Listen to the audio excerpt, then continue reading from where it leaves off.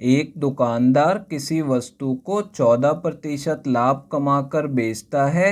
यदि वह उसे 20% कम कीमत पर खरीदता और 45 रुपये कम मूल्य पर बेचता तो उसे 35% का लाभ प्राप्त होता।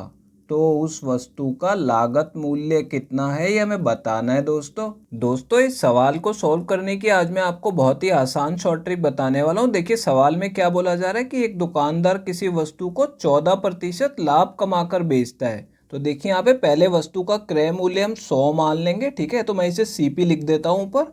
तो उसका विक्रय मूल्य कितना हो जाएगा, 14% लाभ कमा के 114 हो जाएगा, ठीक है। तो इसके ऊपर विक्रय मूल्य यानी कि सेलिंग प्राइस लिख देता हूँ। अब देखिए सवाल में क्या बोला जा रहा है कि यदि वह उसे 20% कम कीमत पर खरीदता, पहले 100 में खरीद रहा था तो अब कितने में खरीदेगा, 20% कम में यानी कि 80 में खरीदेगा, ठीक है। और क्या बोला जा रहा है, और 45 रुपये कम मूल्य पर बेचता तो उसे 35% का लाभ प्राप्त होता।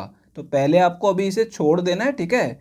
उसे लाभ कितना प्राप्त होता, 35% का लाभ प्राप्त होता। तो 35% का लाभ उसे 80 पे होगा, ठीक है। तो पहले देखिए यहाँ पे अगर 35% का लाभ प्राप्त हो रहा है तो इसे 135% से गुणा कर लेते हैं, ठीक है। इसमें 35% का लाभ जोड़ देते हैं। अब देखिए इन दोनों को 20 से काटेंगे तो नीचे 5 और ऊपर 4 आ जाएगा, और 5 से इसे काटेंगे तो पहले 2 पे कटेगा और फिर 7 पे कट जाएगा। तो इन दोनों को गुणा करेंगे तो कितना आ जाएगा, 108 आ जाएगा, ठीक है। तो यहाँ पे हमारा नया विक्रय मूल्य 108 आ गया है। अब देखिए दोस्तों सवाल में हमने इस लाइन को छोड़ दिया था पहले कि 45 रुपये कम मूल्य पर बेचता है। ऐसा हमने क्यों किया, क्योंकि यहाँ पे हम रेशो में निकाल रहे थे तो ये रुपयों में वैल्यू दी गई थी। लेकिन अब आप ध्यान से देखिए कि पहले उसका विक्रय मूल्य 114 था, ठीक है। और अब वो कितने कम में बेच रहा है, 108 में बेच रहा है, यानी कि 6 यूनिट कम में बेच रहा है। और रुपयों में कितना बोला जा रहा है कि 45 रुपये कम मूल्य में बेचता। तो यहाँ पे देखिए यहाँ पे जो कमी हो रही है अनुपात में कितनी हो रही है, यहाँ पे 6 की कमी हो रही है, ठीक है। और यहाँ पे रुपयों में कितना बोला जा रहा है कि 45 रुपये कम में बेचता।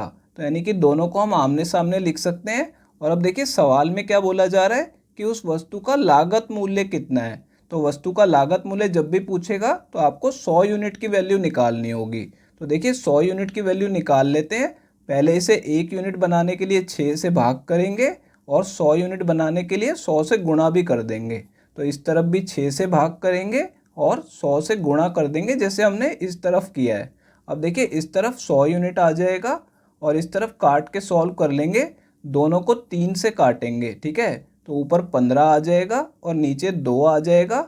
2 से 100 को काटेंगे तो 50 पे कटेगा और इन दोनों को गुणा करेंगे, 15 पंजे 75 आ जाएगा और एक जीरो लग जाएगी, ठीक है। यानी 100 यूनिट की वैल्यू कितनी आ गई, 750 रुपये आ गई। तो वस्तु का लागत मूल्य 750 रुपये था। तो दोस्तों ये हमारा इस सवाल का आंसर आ गया है। ये तीसरा ऑप्शन करेक्ट है। दोस्तों अगर ये वीडियो आपको पसंद आई हो तो इसे लाइक कर दीजिए। और दोस्तों अगर आप लोग चैनल पे नए हैं तो चैनल को सब्सक्राइब जरूर कर लीजिएगा। और दोस्तों नोटिफिकेशन बेल को दबाना बिल्कुल मत भूलिएगा। तो दोस्तों इस वीडियो को यहीं ख़त्म करेंगे। आपसे मिलते हैं अब अगली वीडियो में।